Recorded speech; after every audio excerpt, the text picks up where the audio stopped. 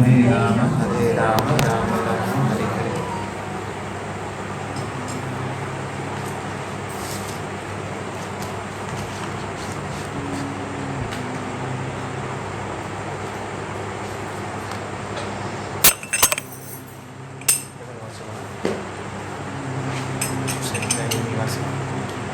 எப்படி வாசம் யாராவது ஒருத்தர் வாசிக்கிறேன்.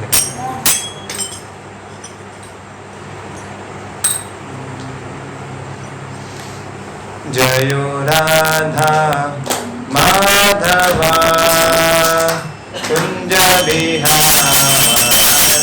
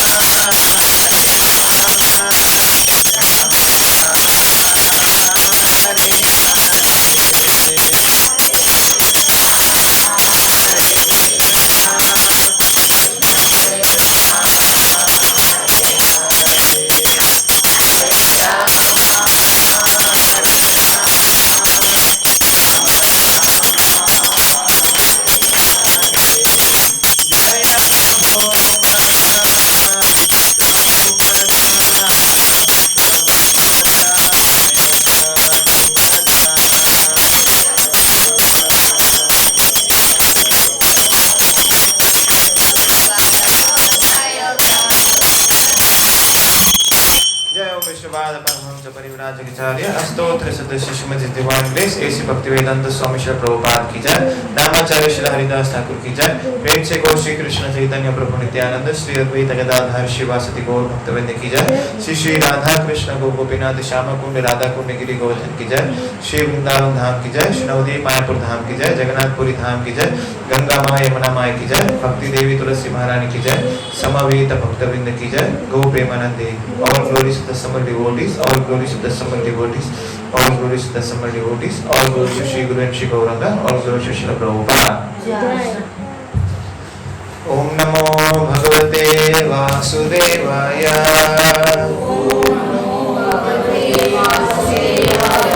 Om Namo Bhagavate Vasudevaya.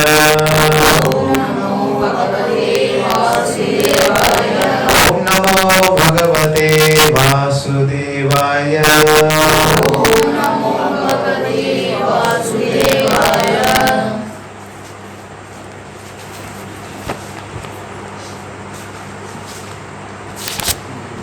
கீதை உண்மை உருவில்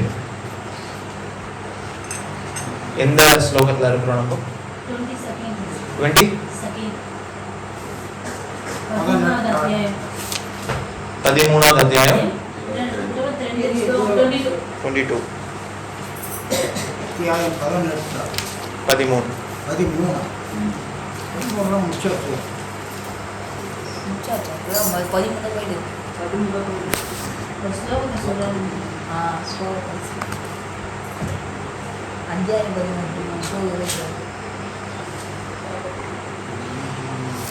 ஓகே. ஏன் இன்னைக்கு கிரவுண்ட் கம்மியா இருக்கு? விசேஷமான நாளா இன்னைக்கு ஏதாவது? ஓ தெலுங்கு வருஷ பருவம். ஓ ஓகே ஓகே.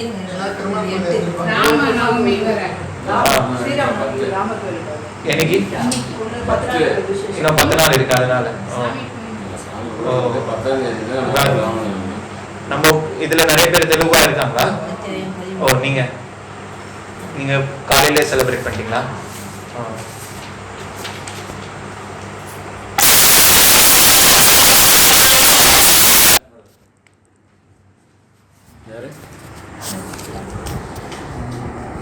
ஓகே.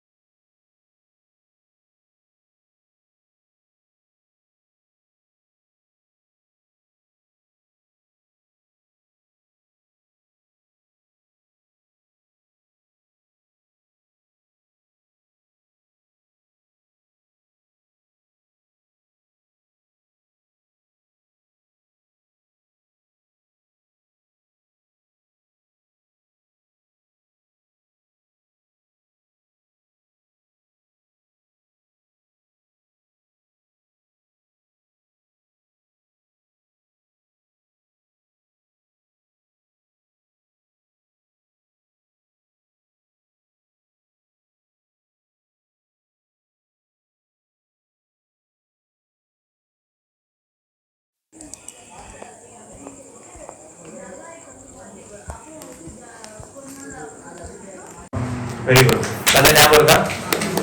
எல்லாருக்கும் ஞாபகம் இருக்கா? ஸோ ரொம்ப ஃபேமஸான கதை அது. எப்படி பகவான் எந்த ஒரு ஆயுதமும் எடுக்கல இந்த கலியுகத்தில். சைத்தன்ய மகாபிரபுவா பொதுவாக கிருஷ்ணரா வந்தார்னா அடிப்பார், ராமரா வந்தார்னா அடிப்பார், நரசிம்மரா வந்தார்னா அடிப்பார். ஆனா இந்த ஒரு ஸ்பெஷல் அவதாரம் சைத்தன்ய மகாபிரபு, அவர் எந்த ஒரு ஆயுதமும் எடுக்கல. அவர் எப்படி மனசை மாத்துறாரு அப்படின்னா, இந்த பக்தியை கொடுத்து, கிருஷ்ண பக்தியை கொடுத்துட்டு அவங்களோட மனசை மாற்றுறாரு. ஸோ உதாரணம் Jagai Madhai. Okay, very good. வேற யாராவது?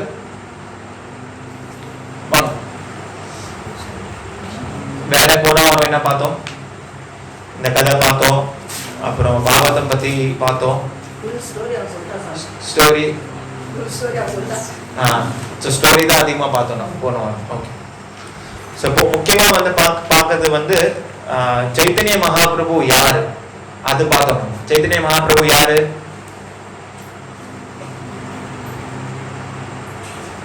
ஓகே, கிருஷ்ணர் பகவான், ராமர் பகவான், நரசிம்மர் பகவான். சைத்தன்ய மகாபிரபு யாரு? கிருஷ்ணருடைய நாமத்தை சொல்லி இருக்கிறாரு. வேற? குரு. ஓகே, இன்னும் அதிகமா வேற?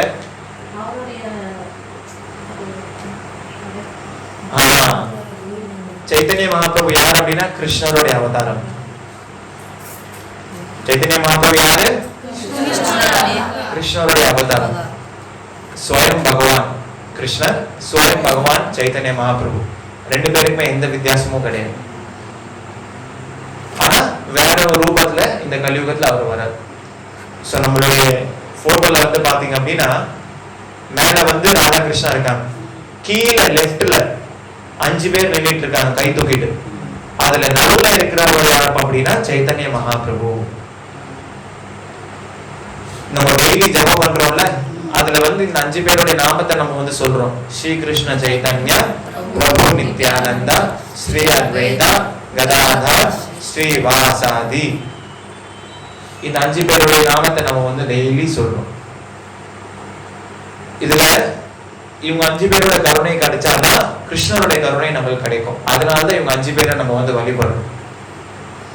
ஒருத்தரும் ஒரு அவதாரம். சைத்தன்ய மகாபிரபு கிருஷ்ணர், நித்யானந்த பிரபு யாரு? பல்ராம். Very good. அத்வைதா பிரபு யாரு? மகாவிஷ்ணு. மகாவிஷ்ணுவோட அவதாரம் தான் அத்வைத ஆச்சாரியம். அதுக்கப்புறம் கதாதார். கதாதார் யாரு? ஸ்ரீமதி ராதாராணியோட அவதாரம் தான் கதாதார். அதுக்கப்புறம் ஸ்ரீவாஸ். ஸ்ரீவாஸ் யாரு? நாரத முனி. இந்த 5 பேர் இந்த கலியுகத்துல இந்த 5 நபரா வராங்க. கிருஷ்ணர், பலராமர், மகாவிஷ்ணு, ஸ்ரீமதி ராதாராணி, அப்புறம் நாரத முனி. நாராயணன் நம்ம கேள்விப்பட்டிருக்கோம்ல, நாராயணன், நாரத முனிவர். இவங்க 5 பேர் தான் இந்த கலியுகத்துல இப்படியா வராங்க. எதுக்கு? கிருஷ்ண பக்தியை பரப்புறதுக்காக. இந்தியா ஃபுல்லா இந்த பக்தியை பரப்புறதுக்காக இந்த 5 பேர் வந்தாங்க. எத்தனை வருஷத்துக்கு முன்னாடி?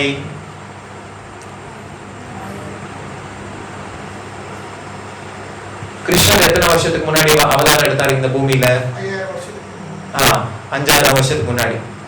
சைத்தன்ய மகாபிரபு ஒரு 0 கட் பண்ணிடுங்க. அத்தனை வருஷத்துக்கு முன்னாடி எவ்வளவு? 500 வருஷத்துக்கு முன்னாடி வந்தார். 5000, 500. அப்புறம் ஸ்ரீல பிரபுபாதர் 50 வருஷத்துக்கு முன்னாடி அவர் வந்துட்டு போனார். பிரபுபாதர் என்ன பண்ணார் அப்படின்னா, இந்த பக்தி இயக்கத்தை உலகம் ஃபுல்லா பரவி விட்டார். மகாபிரபு பகவானே என்ன பண்றாருன்னா இந்தியா முழுக்க தான் பண்றாரு. ஆனா அவருடைய பக்தர் பிரபுபாதர் அவர் உலகம் ஃபுல்லா பரவி விட்டார். ரொம்ப டிஃபிகல்ட்டான டாஸ்க் பிரபுபாதர் பண்ணது. ஒரு வெளிநாட்டுல எல்லாம் பக்தியை பரப்புறது அவ்வளவு ஈஸி கிடையாது. ஆனா பிரபுபாதர் அதை செஞ்சார். சோ ரொம்ப விசேஷமான ஒரு பக்தர் பிரபுபாதர், ஸ்பெஷல் சோல். நம்மளால எதிரில் இருக்கக்கூடிய வீட்டுல இருக்கிறவனே பக்திக்கு கொண்டு வர முடியல. அதுவும் இந்தியாக்காரன், அதுவும் ராமா கிருஷ்ணாவுக்கு தெரியும் அவரை பக்தி கோயில் கொண்டு வரணும், சாமி கும்பிட வைக்கணும்னா ரொம்ப கஷ்டம். ஆனா வெளிநாட்டுல இருக்கிறவங்க எல்லாம் ஒருத்தர் பக்தர் ஆகணும் அப்படின்னா ரொம்ப கஷ்டம்.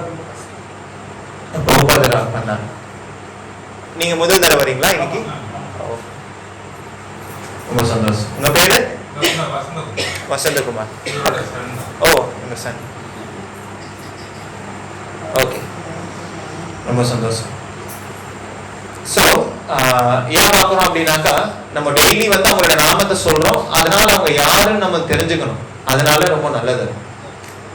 கிருஷ்ணோட நாமத்தை சொல்றோம், இவங்களோட நாமத்தை எதுக்கு சொல்றோம்னா அப்படி. சோ அப்படியே வரிசையா அப்புறமா நம்ம வேற யார் யாரெல்லாம் இருக்காங்க நம்மளுடைய ஆல்டர்ல பூஜால அவங்களுடைய பேரும் நம்ம தெரிஞ்சுக்கணும். ஆச்சாரியர்களுடைய பேரும் தெரிஞ்சுக்கணும்.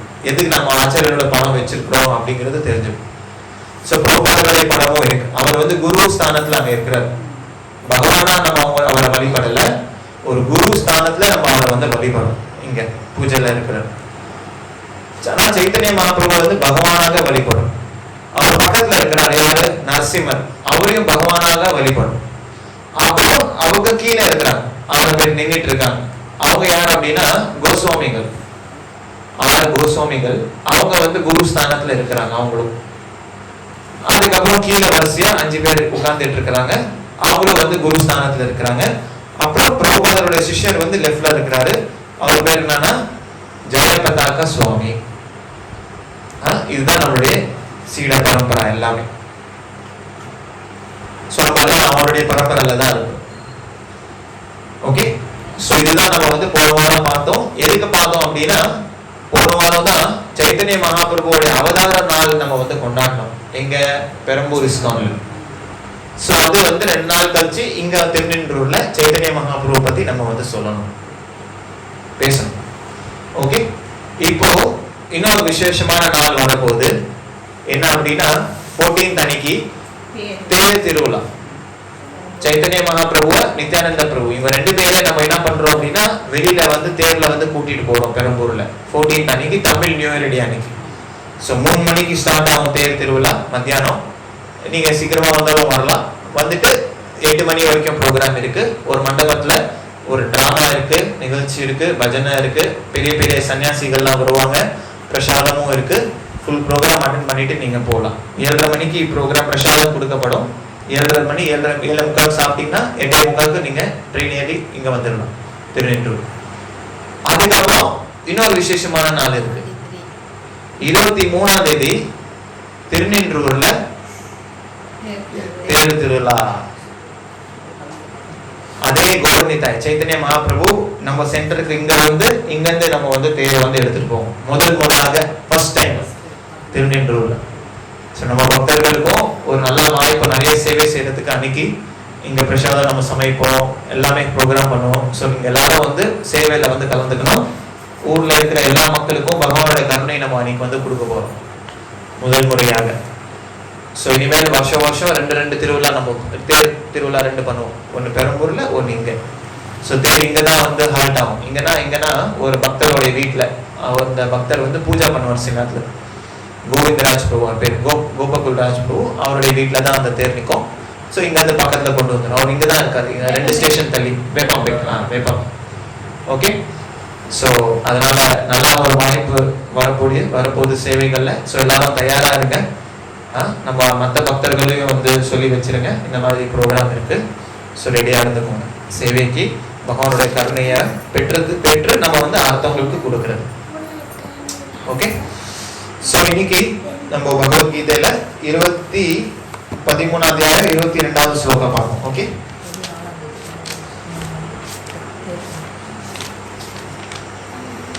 ஓகே, கன்ஃபார்ம் தானே? 21 எடுத்துட்டாரு. 21 எடுத்துட்டோம். 22. ஓகே, ஸ்லோகம் அர்த்தம் படிங்க யாராவது. இவ்வாறாக ஜட இயற்கையில் உள்ள உயிர் வாழி இயற்கையின் முக்குணங்களை அனுபவித்துக் கொண்டு வாழ்வின் வழிகளை பின்பற்றுகின்றன. இவை ஜட இயற்கையின் தொடர்பினால் ஏற்படுபவை. இவ்வாறு பல்வேறு இனங்களில் அவன் தீமைகளை சந்திக்கின்றான்.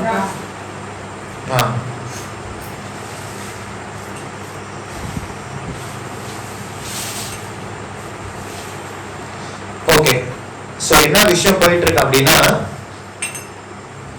நம்ம எல்லாரும் எதுக்காக இந்த உலகத்துல வந்து சிக்கிக்கிட்டோம், மாட்டிக்கிட்டோம் அப்படிங்கிற விஷயம் வந்து பகவத்கீதையில கிருஷ்ணன் சொல்லிட்டு இருக்கிறார். சோ இதுக்கு முன்னாடி ஸ்லோகத்துல என்ன சொல்லப்பட்டிருக்கு அப்படின்னாக்கா, நம்மளுடைய இன்பம் துன்பத்துக்கு காரணம் இந்த உலகத்துல நம்ம தான் அதுக்கு காரணம். நம்ம ஆசைப்படுறோம், ஒரு செயலை செய்யறோம், அதோட விலை நம்மளுக்கு ஏற்படுது. சோ அதுக்கு காரணம் வந்து நம்ம தான், அடுத்தவங்க கிடையாது. அதை நம்ம வந்து புரிஞ்சுக்கணும். இப்போ இன்பம் துன்பத்துக்கு முன்னாடி பாத்தீங்க அப்படின்னா, எதுக்காக இந்த உலகத்துல வந்தோம், ஆரம்பத்துல எதுக்கு வந்தோம், அதுக்கு காரணம் யாரு? நம்ம தான் அதுக்கு காரணம். ஏன் நம்ம இங்க வந்து இங்க உலகத்துல இருக்கணும்னு விருப்பப்பட்டோம், அதனால நம்ம இந்த உலகத்துல வந்திருக்கோம். யாரும் நம்மள வந்து அமுச்சு வைக்கல, பா நீ இந்த உலகத்துல போய் செயல் செஞ்சுக்கோப்பா அப்படிங்கறது யாரும் அமுச்சு வைக்கல. பகவான் மேல குறிப்பா பழி போடக்கூடாது. கடவுள் வந்து ஏன் எனக்கு அவ்வளவு சோதிக்கிறாரு, என்னையா இந்த உலகத்துல அமுச்சு விட்டாரு, அவர் அமுச்சு விடல, நம்ம விருப்பப்பட்டோம், அவர் அமுச்சு விட்டார்.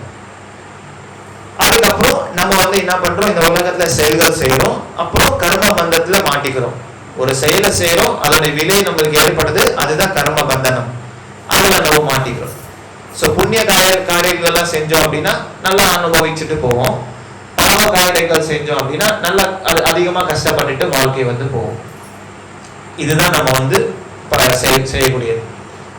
இப்போ இன்னைக்கு ஒரு ஸ்லோகத்துல என்ன சொல்றாங்க அப்படின்னா, எப்படி இந்த ஜீவாத்மா, நம்ம எல்லாரும் ஆத்மாக்கள் ஒரு உடல்ல இருந்து இன்னொரு உடல்ல வந்து நம்ம வந்து என்ன பண்றோம் அப்படின்னாக்கா மாறிட்டே போறோம். டிரான்ஸ்மைக்ரேஷன் நடக்குது. டிரான்ஸ்மைக்ரேஷன் தமிழ் என்ன சொல்றது? டிரான்ஸ்மைக்ரேஷன் ஆஃப் சோல் சொல்லுவாங்க. ஆத்மாவுடைய பயணம், டிராவலிங். ரொம்ப சிம்பிளா புரிஞ்சுக்கணும் அப்படின்னாக்கா, சின்ன வயசுல இருந்து இப்போ வரைக்கும் என்ன நடக்குது, நம்மளுடைய உடல்ல மாற்றங்கள் ஏற்படுது. நம்ம எல்லாரும் ஒரு நாள் இந்த சின்ன பையன் மாதிரி இருந்தோம். இப்போ நம்மளோட உடல் வேற மாதிரி இருக்கு. இன்னொரு 10 வருஷம் போச்சு அப்படின்னா நம்மளோட உடல் வேற மாதிரி இருக்கும். அப்ப என்ன நடக்குது, சின்ன வயசுல இருந்து இப்போ வரைக்கும் உடல் மாறிட்டே கொண்டுகிறது. இப்போ இறப்புன்னு ஒண்ணு வந்துருச்சு அப்படின்னா அப்போ என்ன ஆகும், நிறைய பேர் என்ன நினைக்கிறாங்க, இறப்புன்னு வந்துருச்சு அப்படின்னா எல்லாமே முடிஞ்சது. ஆனா பகவத்கீதை என்ன சொல்லுது அப்படின்னா, இறப்புன்னு வந்தா முடிஞ்சது கிடையாது. இந்த ஆத்மா இன்னொரு சரீரத்துக்குள்ள போகுது, புது சரீரத்துல போகுது அப்படிங்கறத சொல்லப்படும். எப்படி நம்ம இன்னைக்கு ஒரு சட்டை போடுறோம், பிங்க் கலர் சட்டை, நாளைக்கு என்ன பண்ணுவோம், வேற சட்டை போடும். அது கிழிஞ்சிச்சுன்னா என்ன பண்ணுவோம், வேற சட்டை போடும். அதுவும் போயிடுச்சுன்னா வேற சட்டை போடுவோம். சோ சட்டை நம்ம மாறிட்டே போட்டுக்கிறோம். அதே மாதிரிதான் இந்த உடல் அழிஞ்சிச்சு அப்படின்னா நம்ம வேற ஒரு உடலுக்கு நம்ம போறோம். அதுதான் இறப்பு. இறப்போட டெஃபினிஷன் அதுதான். இன்னொரு பிறவி, அதுதான் இறப்போட டெஃபினிஷன். சோ அதனால யாராவது ஒருத்தர் சட்டையை மாத்துறாங்க அப்படின்னா நம்ம வருத்தப்பட மாட்டோம். யாராவது வருத்தப்படுவோம், ஐயோ என் சட்டை புது சட்டை போடுறேனே, ஐயோ பழைய சட்டை போச்சே, பழைய சட்டை எவ்வளவு சூப்பரா இருந்தது, புது சட்டை நான் போட போறேனே, யாராவது வருத்தப்படுவோம்? சந்தோஷமா தான் போடுவோம். தீபாவளி வருது, புது சட்டை போடுறோம், ரொம்ப சந்தோஷமா இருக்கு. சோ அதே மாதிரிதான் இந்த உடல் அழிஞ்சிச்சு அப்படின்னா, ஒரு புது உடலுக்கு போறோம் அப்படின்னா அப்ப ஏன் வருத்தப்படுறோம்? அதுதான் அறியாமை. அதுக்கு பேர் தான் அறியாமை. அறியாமையில தான் நம்ம வருத்தப்படுறோம். ஆனா சந்தோஷப்படணும். ஆக்சுவலா வேற ஒரு சரீரம் போறோம், அது சந்தோஷப்படும். சோ அதுதான் இங்க சொல்லப்பட்டிருக்கு. என்ன அப்படின்னா, நம்மளுடைய பயணம், இந்த ஆத்மாவுடைய பயணம் ஒரு உடல்ல இருந்து இன்னொரு உடலுக்கு போயிட்டே கொண்டுகிறது. இப்படி எத்தனை உடல்கள் நம்மளுக்கு கொடுக்கப்பட்டிருக்கு தெரியுமா? 84 லட்சம் உயிர்வாசி நம்மளுக்கு வெரைட்டி கொடுக்கப்பட்டிருக்கு. எத்தனை? 84 லட்சம். நம்ம விருப்பப்பட்டு நம்ம ஆசைப்பட்டு என்ன பண்ணலாம் அப்படின்னா எந்த உடலை வேணும் நம்ம எடுத்துக்கலாம். உதாரணத்துக்கு மனிதர்கள்லயே பாத்தீங்க அப்படின்னா 4 லட்சம் வெரைட்டிஸ் இருக்கு. தேவலோகம், எப்சர்கள், அசுரர்கள், மனிதர்கள், இப்படி பல வெரைட்டிஸ் இருக்கு. அப்புறம் வாட்டர் பாடிஸ் நிறைய இருக்கு. வாட்டர் பாடிஸ் அப்படின்னா கடல்ல நிறைய தண்ணிக்குள்ள நிறைய ஜீவராசிகள் இருக்குல்ல, அதை நம்ம எது வேணாலும் தேர்ந்தெடுத்துக்கலாம். அதுல வெரைட்டிஸ் நிறைய இருக்கு. அப்புறம் பிளான்ட்ஸ் அண்ட் வெஜிடபிள்ஸ்ல அதுல ஒரு வரும், அதுல ஒரு வெரைட்டிஸ். அப்புறம் மிருகங்களோட varieties, animal forms, 4 legs animal, அந்த மாதிரி அனிமல் ஃபார்ம். அப்புறம் பறவைகள், அது ஒரு வெரைட்டி. சோ இப்படி பல வெரைட்டிஸ் இருக்கு. 84 lakhs வெரைட்டி சொல்லப்பட்டிருக்கு. ஓகே. ஆனா இதுல ஒரு விஷயம் என்ன அப்படின்னா, நம்மளால அந்த உடலை தேர்ந்தெடுக்க முடியாது. நான் தேவர்களுடைய உடல்ல இருக்கணும்னு விருப்பப்படுறேன், நம்ம முடிவு பண்ண முடியாது. அப்ப யார் முடிவு பண்ணுவா? இந்த பிறவில நம்ம என்ன மாதிரி செயல்கள் செய்யறோமோ அதுக்கேற்ற மாதிரி நம்மளுக்கு உடல் கிடைக்கப்படும், இயற்கையால கொடுக்கப்படும். நம்ம சொல்ல முடியாது, எனக்கு கொஞ்சம் இந்த சுவிட்சர்லாந்துல இந்த பணக்கார வீட்டுல கொஞ்சம் பிறப்பு கொடுங்க அப்படிங்கறத நம்ம இயற்கை கிட்ட சொல்ல முடியாது. இயற்கை என்ன பண்ணும் அப்படின்னா நம்மளுடைய ஹிஸ்டரி பார்ப்போம். நம்மளுடைய சின்ன வயசுல இருந்து இது வரைக்கும் ஹிஸ்டரி, நம்மளுடைய என்ன செயல்கள் நம்ம செஞ்சிருக்கிறோம் அதுக்கு ஏற்ற மாதிரி நம்மளுக்கு உடல் கொடுக்கப்படும்.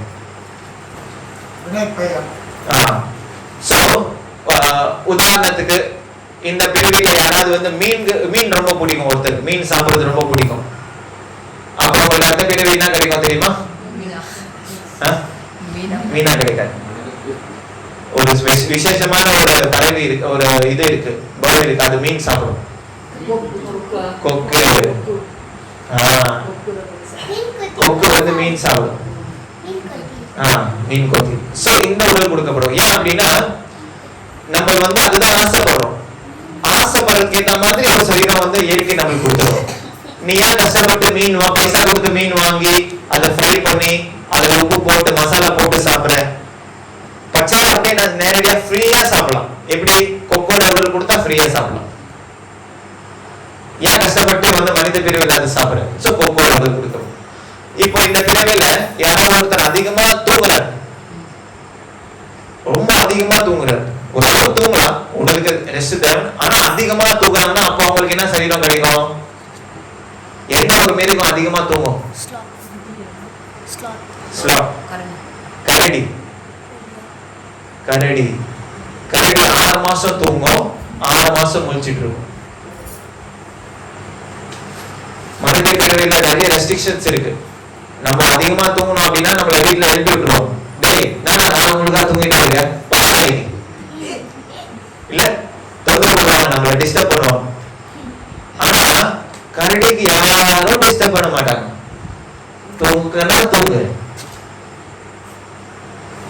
அப்போ இயற்கை என்ன பண்ணுதுன்னா நம்ம என்ன மாதிரி செயல்கள் செய்யறோமோ அதுக்கு ஏற்ற மாதிரி நம்மளுக்கு உடல் கொடுக்குது. பக்கா ஒரு அரேஞ்ச்மெண்ட். தண்ணி கூட அதிகமா இருக்கணும்னு விருப்பப்படுறாப்பா மனிதன் ஒருத்தர், ஸ்விம்மிங் பண்ணிட்டே இருக்கிறாப்பா, அதுதான் ஆசை இருக்கு. அப்போ இயற்கை என்ன கொடுக்கும்? மீனா பிறந்துக்கோ, தண்ணியில இருந்துக்கோ, பச்சைனே கிடையாது. எதுக்கு கஷ்டப்பட்டுட்டு? தேவையில்லை. தண்ணியா மீனா பிறந்து தண்ணியிலே இருங்க, அதான் ஆசைப்படுறீங்க, இருந்துக்கும். சோ இப்படி பல வெரைட்டிஸ் நம்மளுடைய செயல்களுக்கு ஏற்ற மாதிரி, நம்மளுடைய சிந்தனைக்கு ஏற்ற மாதிரி நம்மளுக்கு அந்த உடல் கொடுக்கப்படும். ஆனா புத்திசாலியா இருக்கிறவங்க என்ன பண்ணுவாங்க அப்படின்னா, எதுக்காக இந்த மனித சரீரம் கொடுத்திருக்கோ அதுக்காக உபயோகப்படுத்திட்டு இந்த சிக்கல்ல மாட்டாம முக்தி அடையணும். அதுதான் ஆன்மீக பயிற்சி நம்ம செய்யறோம். நம்மளுடைய சரீரம் எதுக்கு கொடுக்கப்பட்டிருக்கா? பகவானுக்கு பக்தித்தோட செஞ்சு இந்த சக்கரத்துல இருந்து, இந்த சைக்கிள்ல இருந்து நம்ம தப்பிச்சு போறதுக்காக தான் இந்த மனித பிரிவை கொடுத்திருக்கு. அப்போ யார் யாரெல்லாம் உபயோகப்படுத்துறாங்களோ அவங்க தப்பிச்சு போயிடும். மீண்டும் இந்த சைக்கிள்ல மாட்ட மாட்டாங்க. சைக்கிளுக்கு என்ன சொல்லும்? சக்கரம். இது ஒரு சக்கரம், இந்த சக்கரம்ல மாட்ட மாட்டாங்க. அதுதான் நம்ம பக்தி பண்றோம், பகவானுக்கு சேவை செய்யறோம், நாமத்தை சொல்றோம், பிரசாதம் சாப்பிடுறோம், சங்கத்துக்கு வரோம். அதுதான். அப்போ நம்ம வந்து அதை தீவிரமா செய்யணும், நல்லா சின்சியரா செய்யணும். சும்மா வந்து அட்டெண்டன்ஸ் மட்டும் போடுறதுக்காக வரக்கூடாது. நல்லா ஓகே என்ன சொல்றாங்க கேட்டுட்டு புரிஞ்சுக்கிட்டு நம்ம செயல்பாடுல கொண்டு வரணும். சீரியஸா பயிற்சி பண்ணணும், சீரியஸா இருக்கணும் பக்தியில, ஆன்மீகத்துல விளையாட்டுத்தனமா இருக்கக்கூடாது. அப்ப என்ன ஆகும் அப்படின்னா நம்மளுக்கு முன்னேற்றம் கிடைக்கும். சோ அதுதான் இங்க வந்து சொல்லப்பட்டிருக்கு. என்ன அப்படின்னா நம்மளோட ஆசைக்கு ஏத்த மாதிரி பல வெரைட்டிஸ் இருக்கு. ஆனா இயற்கை வந்து நம்மளுக்கு இது கொடுக்குது. இப்போ நம்மளுக்கு மனித சரீரம் கொடுத்துருக்கு. ஒரு சிலருக்கு பெண்களோட சரீரம் இருக்கு, ஒரு சிலருக்கு ஆண்களோட சரீரம் இருக்கு. ஆனா நம்ம போன பிறவில செஞ்சதோடைய கர்மாவுடைய விளைவு இப்போ நம்மளுக்கு கிடைக்கப்பட்டு, அதுதான் ஆசை செயல்கள். அப்ப நம்ம ஆசைகளை நம்ம வந்து என்ன பண்ணணும் அப்படின்னா மாத்தணும்.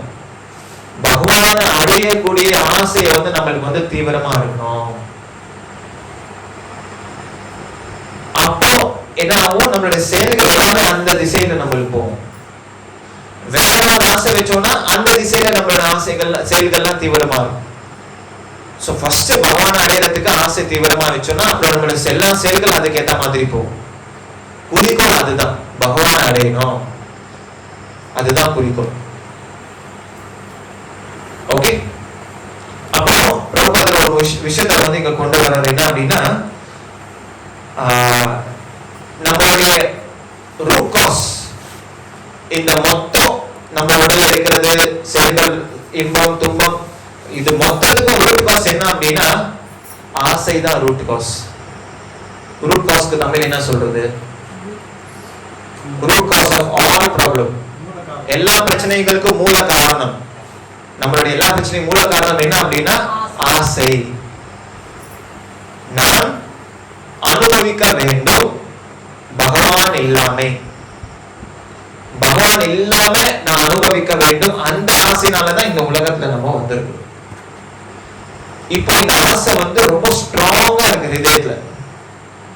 ஈவன் பக்தி பண்றோம், பகவானை பத்தி கேட்கிறோம், அப்ப கூட சில நேரத்துல ஆசை என்ன ஆகுது அப்படின்னா பௌதிகமான விஷயத்துல நம்ம வந்து போகும். அப்ப என்ன அர்த்தம்னா ரொம்ப ஸ்ட்ராங்கா பதவியா இருக்கு. இது எடுக்கணும் அப்படின்னா என்ன பண்ணணும் அப்படின்னா நம்மளுடைய காதை வந்து இந்த மாதிரி ஆன்மீக சொற்பொழிவு கேட்கறதுல நம்மளுடைய காதை வந்து உபயோகப்படுத்தணும், சிரவணம் பண்ணணும், கேட்கணும். கேட்க கேட்க கேட்க தொடர்ச்சியா கேட்க கேட்க கேட்க என்ன ஆகும் அப்படின்னா அந்த தீவிரமான ஆசை இருக்கு இல்லையா, அது ஸ்லோவா குறைஞ்சிடும், டிஸ்ட்ராய் ஆயிடும். இது வந்து ரொம்ப சக்தி வாய்ந்த ஒரு வழிமுறை. என்னன்னா பகவான் பத்தி ஆன்மீக சொற்பொழிவு கேட்கறது, பகவானுடைய விஷயத்த கேட்கறது, அதுவும் சரியான ஆன்மீக குரு இடத்துல இருந்து நம்ம கேட்கணும். சும்மா யாரு வேணாலும் கேட்க கூடாது. யாரு ஆன்மீக விஷயங்கள் உண்மையான சம்பிரதாயத்துல இருக்கிறாங்களோ அவங்கள இடத்துல கேட்டுட்டு நம்ம என்ன பண்ணணும், இந்த ஆசை வந்து போயிடும். அர்ஜுனர் என்ன பண்ணாரு, நான் சண்டை போட மாட்டேன் அப்படின்னு சொன்னாரு. ஆனா அதுக்கப்புறம் அர்ஜுனர் என்ன பண்ணாரு, காது கொடுத்து கிருஷ்ணன் இடத்துல பகவத்கீதையை மொத்தமா கேட்டார். அதுக்கப்புறமா அர்ஜுனருக்கு வந்து தெளிவாயிடுச்சு. சோ நம்ம எவ்வளவு தூரமா நம்ம வந்து கேட்கிறோமோ அவ்வளவு தூரமா நம்மளுக்கு வந்து பக்தியில வந்து நல்லா முன்னேற்றம் கிடைக்கும். அப்ப எப்ப கேட்கணும், நம்ம வாரத்துல ஒரு நாள் சனிக்கிழமை மட்டும் கேட்டா போதும் இல்ல, இல்ல பத்தாது. பாகவதம் சொல்லுது நித்தியம் பாகவத சேவையா, நித்தியமா வந்து கேட்கணும், நித்தியமா பகவானுடைய புகழ் வந்து கேட்கணும். நித்தியம் அப்படின்னா ரெகுலர்லி, ஒரு வாரம் ஃபுல்லா பகவான் புகழ் கேட்கணும், மாசம் ஃபுல்லா பகவானுடைய புகழ் கேட்கணும், வருஷம் ஃபுல்லா பகவானுடைய புகழ் கேட்கணும், டெய்லி கேட்கணும். ஒன்லி சாட்டர்டே மட்டும் அட்டெண்டன்ஸ் போகக்கூடாது, எவ்ரி டே. எப்படி கேட்கறதுங்க, நீங்க வாரத்துல ஒரு நாள் தானே வரீங்க இல்ல, எப்படி கேட்கணும்னா டெய்லி பெரம்பூர் இஸ்கான்ல கிளாஸ் போயிட்டு இருக்கு எவ்ரி டே. 8 மணிக்கு 8:15 வந்து பாகவதம் சொற்பொழிவு லைவா போயிட்டு இருக்கு. அந்த கிளாஸ் நீங்க உட்கார்ந்து கேட்கலாம், தமிழ்ல தான் நடக்கும். அது ஒரு 3/4 மணி நேரம் 1/2 மணி நேரம் கிளாஸ். பகவானுடைய புகழ் வந்து கேட்கறதுக்கு ஆர்வமா நம்ம வந்து கேட்கணும். யூடியூப்லயும் இருக்கு, ஜூம்லயும் இருக்கு, யூடியூப்ல இருக்கு, ஜூம்லயும் இருக்கு. சோ நீங்க ஈஸியா நீங்க கேட்கலாம். நம்ம கோவில்ல இருந்து எடுக்கிறாங்க. ஓகே, ஒருவேளை கேட்க முடியலன்னா ரெக்கார்டட் கிளாஸ் கேட்கலாம். மத்தியானம் நேரமோ ஈவினிங் நேரமோ நைட் நேரமோ எப்போ நேரம் கிடைக்குதோ அது நீங்க போட்டுட்டு கேட்கலாம். அப்ப ஏதாவது சந்தேகம் ஏதாவது இருந்தா அதுவும் கேட்கலாம். பெரம்பூர் இஸ்கான் டெம்பிள் போட்டீங்கன்னா வந்துடும் YouTube channel, ISKCON Perambur temple. So daily Bhagavatam பத்தி பகவானுடைய புகழ் கேட்கலாம். அப்படி நம்ம கேட்டோம்னா அப்போ நம்மளுடைய ஆசை, நம்மளுடைய பற்றுதல் பகவான் மேல அதிகமா ஆகும். வாரத்துல ஒரு நாள் கேட்டோம் அப்படின்னாக்கா ஸ்லோவா ப்ரோக்ரஸ் வரும், ரொம்ப ஸ்லோ ப்ரோக்ரஸ் நடக்கும். டெய்லி கேட்டோம்னா ப்ரோக்ரஸ் ரொம்ப ஃபாஸ்டா வரும், பக்தியில முன்னேற்றம். அப்போ டெய்லி சிரவணம் பண்ணணும், கேட்கணும். கேட்கறது வந்து ரொம்ப ரொம்ப இம்பார்ட்டன்ட். கேட்கறது, பேசுறது, சாதுக்களுடைய சங்கம் எடுத்துக்கிறது, இது மூணும் வந்து ரொம்ப முக்கியமானது. அதுக்கு என்ன சொல்லுவோம்னா சிரவணம் அப்படின்னா கேட்கறது, கீர்த்தனம் அப்படின்னா பாடுறது, சாது சங்கம் அப்படின்னா பக்தருடைய சங்கம் எடுத்துக்கிறது. இது ரொம்ப முக்கியமானது மூணுமே. ஓகே, சோ டெய்லி இருக்கணும். அப்படி இருந்தது அப்படின்னா அப்புறம் நம்மளோட இந்த ஆசை வந்து என்ன ஆகும் அப்படின்னா கொஞ்சம் கொஞ்சமா அது வீக் ஆயிடும், பலஹீனம் ஆயிடும். அந்த ஆசை தான் நம்மளுக்கு வந்து மொத்த பிரச்சனைக்கே காரணம். நம்ம ஏதாவது ஒரு ஆசைப்பட்டு ஒரு செயல் செய்யறோம், அனுபவிக்கிறதுக்கு முயற்சி பண்றோம், அதுல நமக்கு என்ன கிடைக்குது அப்படின்னா துன்பம் தான் கிடைக்குது. அப்போ ஆசை தான் நம்மளுக்கு துன்பத்துக்கு காரணம். சிம்பிளா சொல்லணும் அப்படின்னாக்க ஒருத்தர் ஆசைப்படுறாரு, ஐஸ்கிரீம் சாப்பிடணும் அப்படின்னு ஆசைப்படுறாரு, ஐஸ்கிரீம் சாப்பிடுறாரு, ஆஹா ரொம்ப சந்தோஷமா இருக்கு. 1 நாள் 2 நாள் 3 நாள் வாரம் ஃபுல்லா சாப்பிடுறாரு, என்ன ஆகும்? இறுதியா அவருக்கு என்ன கிடைச்சது? கஷ்டம் தான் கிடைச்சது. என்ன ஆரம்பிச்சது? ஆசை. என்ன ஆசை? ஐஸ்கிரீம் சாப்பிடணும், என்ஜாய் பண்ணணும். என்ஜாய் பண்ணல, ஆனா அதோட விளைவு என்ன அப்படின்னா துன்பம். அப்போ கஷ்டப்படுறதுக்காக தான் ஆசைப்பட்ட, என்ஜாய் பண்ண, இன்பமும் கிடைக்கல, கடைசியில என்ன தோல்வி, துன்பம் தான் வருது. அதுதான் எல்லாத்துக்கும் பிரச்சனைக்கும் காரணம். ஆசை, நான் என்ஜாய் பண்ணணும், நான் அனுபவிக்கணும், அதுதான் ஆசை. பகவான் இல்லாம அதான் பிரச்சனை. இது ஒரு உதாரணம் சொன்னேன். இப்படி பல செயல்கள் நம்ம எடுத்துக்கலாம். நல்லா 5 ஸ்டார் ஹோட்டல்ல போய் நல்லா ஜம்முன்னு சாப்பிடணும், அது ஒரு ஆசை. குடும்பத்தோட போயிட்டு நல்லா சாப்பிட்டுருக்கீங்க. எங்க போனீங்க? போன நைட் எங்க சாப்பிட்டீங்க? ஹோட்டல்ல சாப்பிட்டோம். அதான் வெளியில சாப்பிடக்கூடாது, வீட்டுல தான் சாப்பிடணும். சோ ஆசையில தான் பிரச்சனை. பைசாவும் போச்சு, செலவும் ஆச்சு, உணவும் கேட்டுருச்சு, தூங்கவும் அனுபவிச்சாச்சு. மொத்த காரணமே ஆசைதான். அப்போ ஆசையே படக்கூடாது. அதான் பெஸ்ட். ஆசைப்பட்டாதான் பிரச்சனை வருது. ஆசையே படக்கூடாது. கரெக்டா தப்பா? கரெக்ட். அப்ப ஆசைப்படக்கூடாதுன்னா சில யோகிகள் ஞானிகள் என்ன பண்ணுவாங்க அப்படின்னா காட்டுக்கு போயிடுவாங்க. எங்களுக்கு இந்த உலகமே வேண்டாம் சாமி, நாங்க போவோம். எங்க போவாங்க? காட்டுல போய் தபஸ்யா பண்ணுவாங்க. அங்க ஆசை எதுவுமே கிடையாது. ஆனா அது நம்மளுக்கு பிராக்டிக்கல் கிடையாது. நம்ம பண்ணுவோமா? அது எல்லாத்தையும் விட்டுட்டு போங்க, ஒரு மூட்டை கட்டிக்கிட்டு காட்டுக்கு போங்க பண்ணலாம். அது அப்படி சொன்னா யாரா பண்ணுவாங்களா? பிராக்டிக்கல் கிடையாது. அப்போ நம்மளுக்கு பிராக்டிக்கலான முறை என்ன அப்படின்னா, நம்மளுடைய எல்லா ஆசைகளும் கிருஷ்ணருக்காக, பகவானுக்காக நம்ம உபயோகப்படுத்தணும் அப்படின்னா அதுதான் பர்ஃபெக்ட் ஆனது. அது நம்மளால செய்ய முடியும். பகவானுக்காக நம்ம ஆசைப்படலாம், தப்பு கிடையாது. இப்படிதான் நம்மளோட ஆசையை நம்ம என்ன பண்ணணும் அப்படின்னா டவுட்டேல் பண்ணணும், என்கேஜ் பண்ணணும். ஆசை இல்லாம இந்த உலகத்துல யாராலும் இருக்க முடியாது. ஒரு ஆன்மீகவாதியா இருந்தாலும் சரி ஆசைப்படுவான், ஒரு பக்தர் இல்லைன்னா கூட அவன் ஆசைப்படுவான். ஆனா பக்தரா இருக்கிறவன் ஆசைப்படுறது எதுக்காகனா கிருஷ்ணருக்காக ஆசைப்படுவான். அதுதான் கரெக்ட். அது நம்மளுக்கு அவ்வளவு பிரச்சனை கொடுக்காது. கிருஷ்ணருக்காக எந்த ஒரு செயலும் நம்ம செய்யலாம், தப்பு கிடையாது. ஆனா நம்ம அனுபவிக்கிறதுக்காக ஏதாவது ஒரு செயல் செஞ்சோம்னா மாட்டிப்போம், கர்ம பந்தத்துல மாட்டிப்போம். சோ ஆசையை அப்படிதான் நம்ம உபயோகப்படுத்தணும். கிருஷ்ணரோட சேவையில ஆசையை உபயோகப்படுத்தணும். கிருஷ்ணருக்காக ஆசைப்படணும், பற்றுதல் படணும். அப்போ அது கரெக்ட். அதுதான் சரியான முறை. அதுதான் பக்தி யோகா. அதுதான் நம்ம சொல்லிக் கொடுக்கணும். பக்தி யோகா மார்க்கத்துல, ஞான மார்க்கத்துல ஆசையெல்லாம் தொடர்ந்து போயிடணும். ஆனா பக்தியில எதுவுமே விட தேவையில்ல. எல்லாமே பகவானோட சேவையில உபயோகப்படுத்துங்க. உங்களுடைய மொத்த வீடு பகவானோட சேவையில உபயோகப்படுத்துங்க. உங்களோட வீட்டுல இருக்கக்கூடிய குடும்பஸ்தானங்கள் பகவானோட சேவையில உபயோகப்படுத்துங்க. பசங்களை பகவானோட சேவையில உபயோகப்படுத்துங்க. இதுதான் சரியான முறை. உங்களோட பணத்தை பகவானோட சேவையில உபயோகப்படுத்துங்க. உங்களோட கை கால் பகவானோட சேவையில உபயோகப்படுத்துங்க. எல்லாமே பகவானோட சேவையை உபயோகப்படுத்துங்க. அவ்வளவுதான். இதுதான் பக்தி.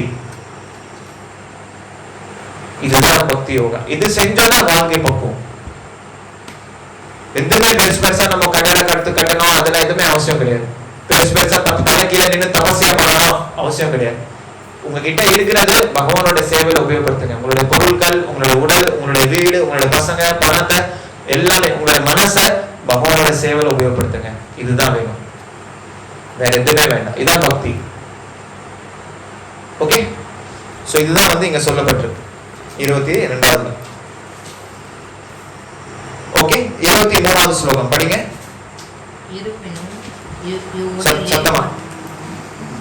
இருப்பினும் இவ்வுடலில் மற்றோரும் இருக்கின்றனர். அவர் தெய்வீக அனுபவிப்பாளர்.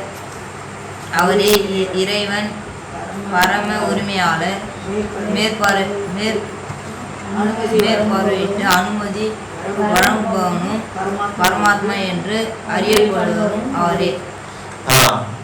சோ இங்க பகவான் ஒரு விஷயத்த சொல்றாரு. என்ன அப்படின்னா, உண்மையில இந்த உலகத்துல அனுபவிக்கிறவர் யார் அப்படின்னா பகவான்.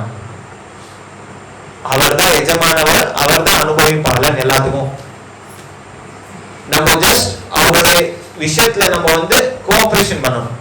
அதுதான் நம்மளுடைய ஜீவாத்மாவுடைய வேலை. எஜமானவர் அனுபவிப்பார், சேவகன் என்ன பண்ணுவார் அப்படின்னா அதுல ஹெல்ப் பண்ணுவார், அசிஸ்ட் பண்ணுவார். அது பண்ணால என்ன ஆகும் அப்படின்னாக்கா சேவகனுக்கு ஆட்டோமேட்டிக்கா இன்பம் கிடைக்கும், சந்தோஷம் கிடைக்கும். நம்ம தனியா இன்பத்துக்கு ஓடவே தேவையில்ல, பகவானுக்கு அசிஸ்ட் பண்ணாலே போதும், நம்மளுக்கு ஆட்டோமேட்டிக்கா சந்தோஷம் கிடைக்கும். எப்படி ஒரு முதலாளி இருக்கிறாரு, ஒரு சேவகன் இருக்கிறாரு. ஒரு சேவகன் முதலாளி சொல்றது எல்லாத்தையும் செஞ்சார் அப்படின்னா, முதலாளி சந்தோஷம் திருப்தி அடைஞ்சிட்டாரு அப்படின்னா என்ன ஆகும்? சேவகனுக்கு ஆட்டோமேட்டிக்கா அவருக்கு என்ன கிடைக்கும்? இன்பம் கிடைக்கும். ஏன்னா முதலாளி சாட்டிஸ்ஃபைட் ஆயிட்டாரு. அப்போ ஆட்டோமேட்டிக்கா நடக்கும். அதே மாதிரி தான் நம்ம பகவானை திருப்திப்படுத்தணும் அப்படின்னா நம்மளுக்கு வந்து சந்தோஷம் வந்து ஆட்டோமேட்டிக்கா கிடைக்கும்.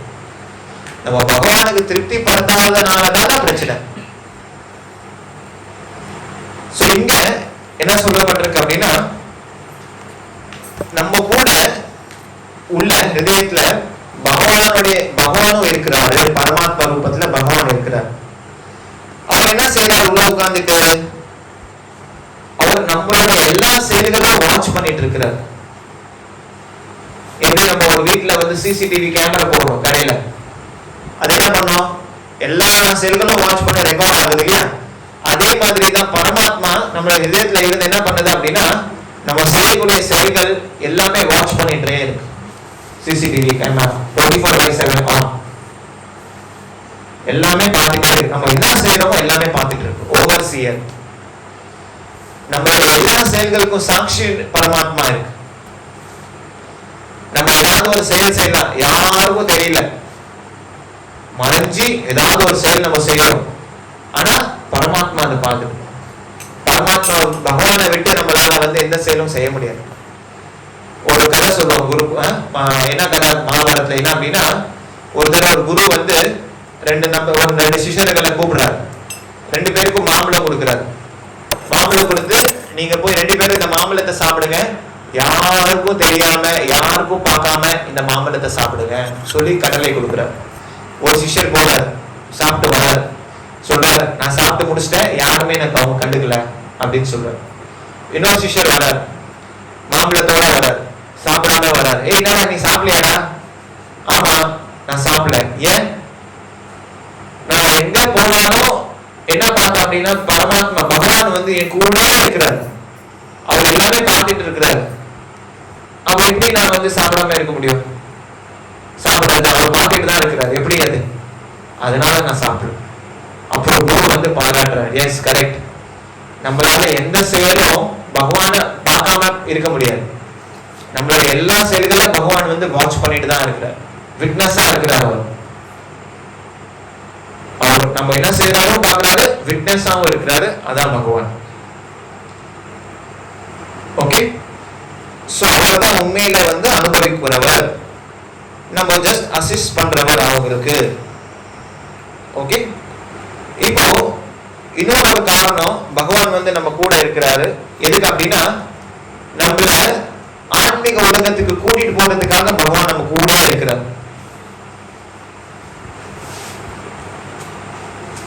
நம்ம வந்து நிரந்தரமா சந்தோஷமா இருக்கணும், ஆனந்தமா இருக்கணும் அப்படிங்கறத ஆசை வந்து பகவான் வந்து பண்றாரு.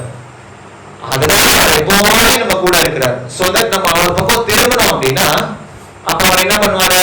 நம்மளை கூட்டிட்டு போறதுக்கு ரெடியா இருக்காரு. ஆனா இந்த ஜீவாத்மா பகவான் பக்கம் திரும்புறதே கிடையாது, ஆசைப்படுறதே கிடையாது. அதான் பிரச்சனை. ஆனா ஒரு கருணையோட எப்பவுமே நம்ம கூட தான் இருக்கிறார். நம்ம மனிதனாக இருந்தா நம்ம கூட இருக்கிறார், நம்ம வந்து ஒரு பண்ணையோட உடல்ல போனாலும் நம்ம கூட இருக்கிறார், நம்ம ஒரு புழுவோட உடல்ல போறோம், புழு சின்ன புழு மலத்துல இருக்கு, அந்த புழுவோட உடல்ல கூட பகவான் நம்ம கூட பரமாத்மாவா இருக்கிறார். எவ்வளவு கருணை வாய்ந்தது பாருங்க பகவான். ஒரே ஒரு காரணம் என்னது? நம்மள மீண்டும் கூட்டிட்டு போறதுக்காக அவர் நம்ம கூட இருக்கிறார். நம்ம என்ன சொல்றோம்? இப்போ நான் வரமாட்டேன், அப்புறமா வரேன், இப்போ எனக்கு டைம் இல்ல, கோவிலுக்கு போறதுக்கு டைம் இல்ல, பகவத்கீதை படிக்கிறதுக்கு டைம் இல்ல, பகவானை ஜபம் பண்றதுக்கு டைம் இல்ல, அப்புறமா வரேன். அதான் ஜீவங்கள் இந்த உலகத்துல செய்யறாங்க. பகவான் சொல்றாரு, சரி ஓகே நான் வெயிட் பண்றேன், எப்போ விருப்பப்படுறியோ எப்போ வரையோ அப்போ வா, அப்ப நான் உன்னை கூட்டிட்டு போறேன். அது வரைக்கும் நம்ம கூட இருக்கிறார் பகவான். ஜீவங்கள் ஆசைப்படுறது கிடையாது, பகவானோட ஆசை வந்து அதிகமா இருக்கு, நம்மளோட அதிகம், நம்மளுக்கு அந்த ஆசை கிடையாது. சோ பகவான் கருணையோட நம்ம கூட இருக்கிறார். ஓகே, அது மட்டும் கிடையாது, பகவான் வந்து உதவி செய்யறாரு நம்மளுக்கு. எப்படி? உள்ள இருந்து பகவான் வந்து என்ன பண்றாரு அப்படின்னா, கட்டளை கொடுத்து நம்மளுக்கு உதவி செய்யறாரு. சில நேரங்கள்ல நம்ம வாழ்க்கையில நம்ம பார்க்கலாம், ஏதாவது ஒரு செயல் தவறா இருக்குன்னா உள்ள இருந்து ஒரு குரல் வரும், இது செய்யாத, இது தப்பு அப்படிங்கிறது ஒரு குரல் உள்ள இருந்து வரும். எப்படி வருது அந்த குரல்? பரமாத்மா மூலமா அந்த குரல் வருது, இது தப்பு இது செய்யாத அப்படின்னு வருது. நம்ம அனுபவிச்சு நான் வந்து இல்ல நான் செய்வேன் எனக்கு இது வேணும் அப்படின்னா பகவான் சொல்றார் செய்யாத, கொஞ்சம் வால்யூம் கொஞ்சம் குறைஞ்சிரும். ஃபர்ஸ்ட் சொல்றாரு செய்யாத, இல்ல நான் செய்வேன் செய்யாத, இல்ல நான் செய்வேன் செய்யாத, இல்ல நான் செய்வேன் சரி செஞ்சுக்கோ போ. பகவான் சாங்ஷன் பண்ணிடுவார், ஓகே போ நீ அனுபவிக்கிற சரி இப்ப செஞ்சுக்கோ. ஆனா உன்னுடைய ஓன் ரிஸ்க்ல நீ இந்த செயலை செய்யற, இதோட விலை வந்ததுன்னா அனுபவிக்கிறதுக்கு ரெடியா இருந்துக்கோ. பகவான் வார்னிங் கொடுத்துறாரு. அந்த ஓன் ரிஸ்க்ல இந்த ஜீவாத்மா என்ன பண்ணுது, அந்த செயலை செஞ்சு அதோட விலையை வந்து அனுபவிக்குது. சோ இதுதான் பகவான் உள்ள இருந்து ஹெல்ப் பண்றாரு, வெளியில இருந்து ஹெல்ப் பண்றாரு. பகவான் எப்படி பக்தர்கள் மூலமா ஹெல்ப் பண்றாரு. நம்ம எது செய்யணும் எது செய்யக்கூடாது பக்தர்கள் நம்மளுக்கு வந்து சொல்லி கொடுக்குறாங்க, அதன் மூலமா பகவான் ஹெல்ப் பண்றார். பகவத்கீதை மூலமா ஹெல்ப் பண்றார், கோயில்கள் மூலமா ஹெல்ப் பண்றார். பல வழிகள் பகவான் வந்து வெளியில இருந்து நம்மள ஹெல்ப் பண்றார், உள்ள இருந்து ஹெல்ப் பண்றார், வெளியில இருந்து ஹெல்ப் பண்றார். அதுதான் பகவான். ரொம்ப ரொம்ப கருணை வாய்ந்தவர் பகவான். நம்ம ஜஸ்ட் அந்த ஹெல்ப்பை வந்து என்ன பண்ணோம் அப்படின்னா எடுத்துக்கணும் அப்படிங்கிறது. ஓகே, சோ அதெல்லாம் இந்த ஸ்லோகத்துல சொல்லியிருக்கு. 23வது ஸ்லோகத்துல என்ன அப்படின்னா பகவான் வந்து பரமாத்மாவா நம்ம கூட இருக்கிறார், என்னைக்குமே நம்மளை விட்டு போக மாட்டார் பகவான். ரொம்ப ரொம்ப கருணை வாய்ந்தவர் பகவான். அதுதான் இந்த 23வது ஸ்லோகத்துல சொல்லியிருக்கு. ஓகே, சோ ஓகே, சோ இதோட நம்ம முடிச்சுக்கலாம் 2 ஸ்லோகத்தோட 22 23. ஓகே.